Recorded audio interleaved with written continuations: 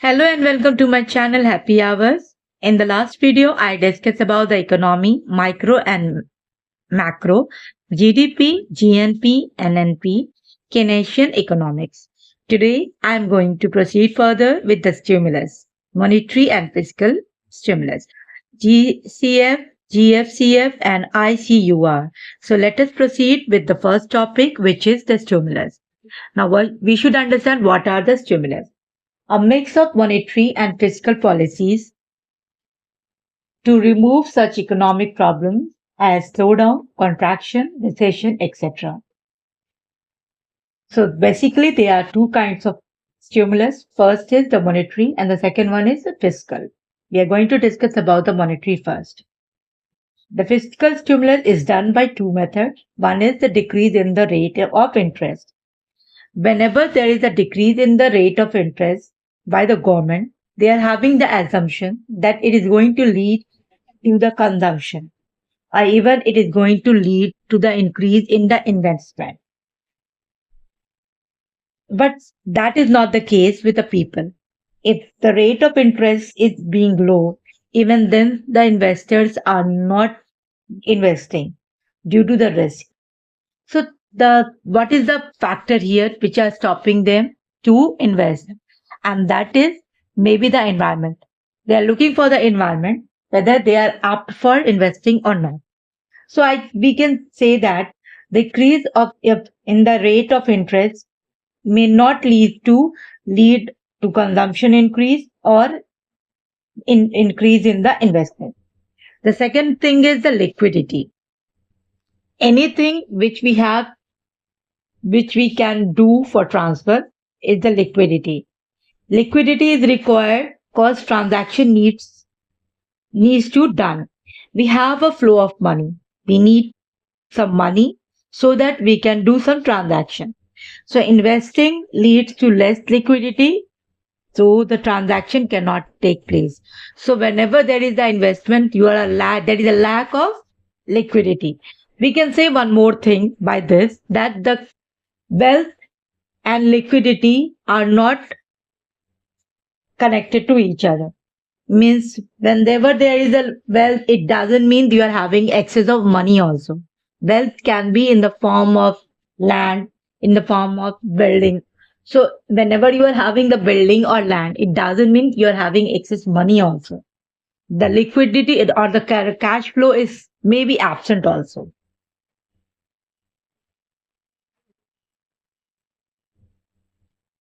So finally, I can say that the rate of interest is low, and which is never going to lead to help the people to increase the consumption or even in the increase of investment. So next is we have how the government is doing the liquidity to increase the liquidity. What exactly the government is doing to increase the liquidity? They are buying the security from the banks, commercial bank, and assuming that if the commercial bank they are having money now, this is going to be brought by the people to buy some capitals, means to do some investment. But this is also not helping the government, because it is not the case that if the money is there present in the bank, people are definitely going to come and they are going to buy something. So the monetary stimulus is not very helpful. Next one is the fiscal stimulus. When there in this, first way is to increase the government expenditure. Government is expanding. Whenever the government is taking any decision, they are going to spend their money. It is their particularly independent decision. In this, there is no intermediate level. So the people are not involved directly into it. Next one, whenever what the government is doing, they are decreasing the taxes, especially the income tax. Whenever the income tax is increased, the disposable income with the people is going to get increased. We can understand this by a simple example. Suppose the income of a person is rupees 100 and the income tax is 10%. So the disposable money will be rupees 100 minus rupees 10, and it is going to be rupees 90. Now, this money is the disposable money, and the person can use in any way. He can save. Suppose he is saving 20% of it. So, he's going to save 20% and going to expend 80% of it. Next, if he's going to decrease the taxes by 5%. So, the consumption money is going to increase. That is going to be 90%, 80% of 90, and that is going to become 72. Means that is going to become 70 rupees, 72 rupees plus 5 rupees in increase as a disposable income. If suppose that income tax is been reduced by 5%, so now the disposable income is going to increase by rupees 5, which is going to become the 72 rupees plus 4, and the saving is going to become rupees 18 plus 1. So by this the saving is also increased, and even the consumptional money, or we can say that the disposable money is also going to increase. So the consumption is going to increase by rupees 76, which was in the for the previous case was only 72 rupees. Now the third way is the subsidy. When the government is giving the subsidy, only the government can give the subsidy. So it buy the cheaper good or cash transfer in the account. So we can understand this by a simple example. Like suppose in the case for the farmer, and he has to buy a tractor. In the tractor is the government has given 30% as the subsidy. So if the price was 10 lakh in the beginning, and after the subsidy, it is going to become 7 lakh by the to be paid by the farmer.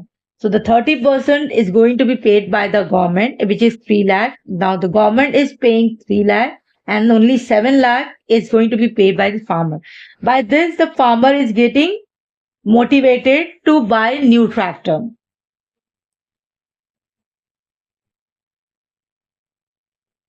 By these all things, we can understand to correct the situation like recession or any kind of contraction or slowdown, the fiscal stimulus is more helpful. Monetary policy become quite less effective even during the after the COVID period also. So most of the government, what they did the fiscal stimulus. They use the fiscal stimulus by reducing the income tax, by giving more subsidy to the people, or by increase in the government expenditure. So many of the country is world in the world is having now the GDP ratio, GDP ratio very high. Even this is the case in the USA also. This is because of the fiscal stimulus. Government was is not taking anything from the own people. They are increasing the expenditure, and they are borrowing it from the other countries. So for the financial purpose, they are borrowing debt from the other countries. By this way, they are not putting a load on their own people, and they are just borrowing the money from the outside. And this is with the every country of the world. This will lead to more and more debt as a proportion to the GDP. Now we should understand the important concept. Like one is the gross capital formation, GCF. It includes the following items. There are some items in this. First is GFCF. This is a real investment, and it is desirable also. Second one is the stocks, which is the undesired investment. And the third one is valuables like gold, diamonds, ornaments, etc. This is not a real investment. Now we are going to understand these all one by one. If India GFCF is largest component of the GCF. In India, the GFCF is the largest component. Now, first we should understand GFCF is the gross fixed capital formation. So there are three categories exhibit by something to become a part of gross fixed capital formation. First, we should understand that if you want to change the production without changing some factor, so these are the fixed factor. And these fixed factor are going to become the part of gross fixed capital formation. So with an example, we can understand that suppose we have to increase the productivity of an institution. So what we can do, we can increase the number of classes or by the 2 or 3 shifts. So we are going to use the same table, same chair, same boards, and even the same walls. Only the variables are changing, like the teacher and even the students. So by this, the productivity of an institution can increase. The other examples are national highway and airports. These are also the fixed items. Now, in detail, we should understand what are the three properties of the gross fixed capital formation. First is it not required to be changed, means they should be fixed to, and even then they should increase the output. Next one is the productivity, and they should play an important role in the production. Third one, it should have life greater than 1 year, means it should be durable. Now we should understand what are the items which fall under these categories. One is the dwelling. Dwelling means the residential house.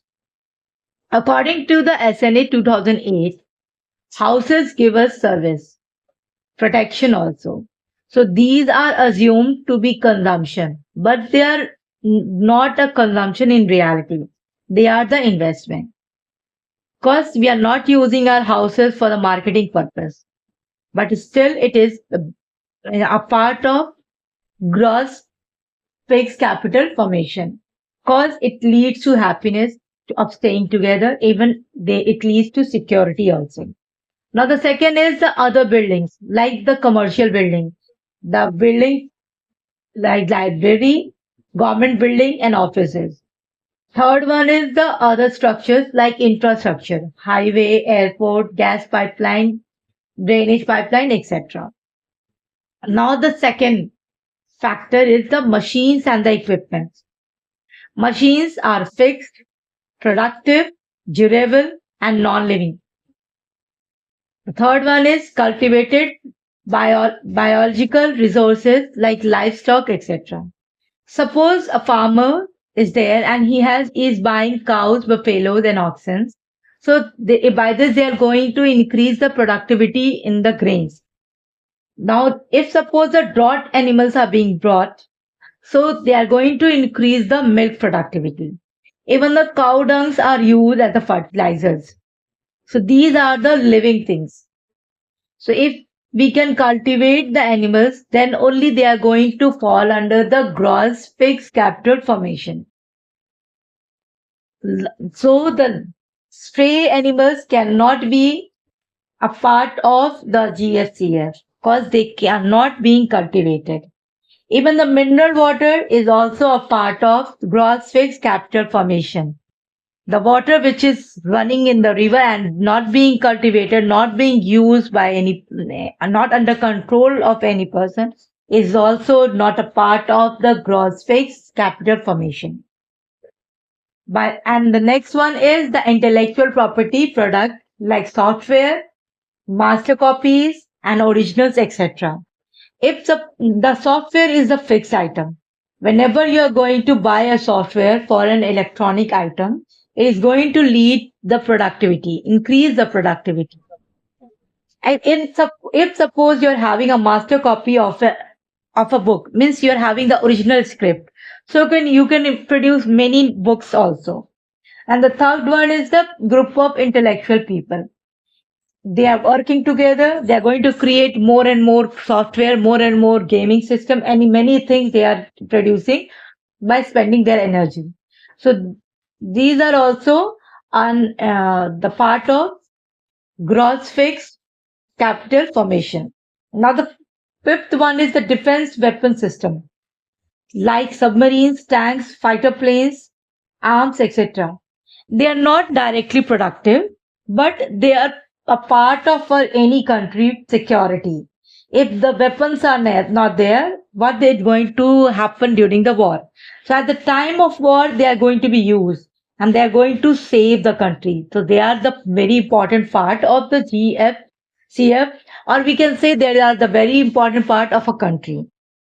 So, in a conclusion, we can understand that many things come under the GFCF, mean the gross fixed capital formation. But the most important things were two. First is the dwelling, means the houses, and the second one is the machines and the equipment. Okay. Now we are going to proceed with the third topic, which is the incremental capital output ratio.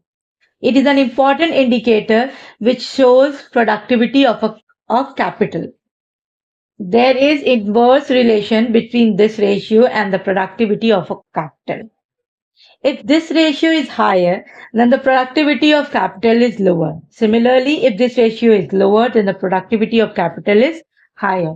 This ratio is expressed in this form, delta C divided by delta Y, where delta C is change in the capital and delta Y is the change in the GDP. In the hypothesis case, if this ratio is 4 is to 1, suppose, then we can say that the change in capital by 4 unit is associated with the change in the GDP by 1 unit. In other words, on an average, 4 capital units produce 1 unit of GDP. So our thinking should be there that we should reduce the number of capital unit so that less number of capital unit can produce more GDP.